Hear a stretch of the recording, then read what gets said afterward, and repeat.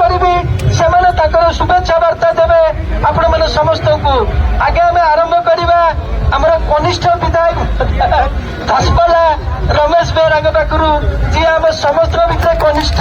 धन्यवाद, नमस्कार। धन्यवाद। सर्वप्रथमे कंधमाल माटीर समस्त गुरुजन माने माँ माने युवक बंधु मान को मोर आंतरिक प्रणाम जनाऊँची। ता संगे संगे एटी समवेत होइथिबा समस्त विजु जनता दल आगधाड़ी कर्मकर्ता शुभेच्छु समर्थक समस्त जनसाधारण जो माने कि सुदूर कंटामाल बौद्ध दसपल्ला एवं भंजनगर आसी आपण मानकर प्रिय नेता आम समस्त प्रिय जे कि सेवा को निजर निशा एवं पेशा भाव में ग्रहण करी शिक्षा स्वास्थ्य क्षेत्र में एक नवदिगंत सृष्टि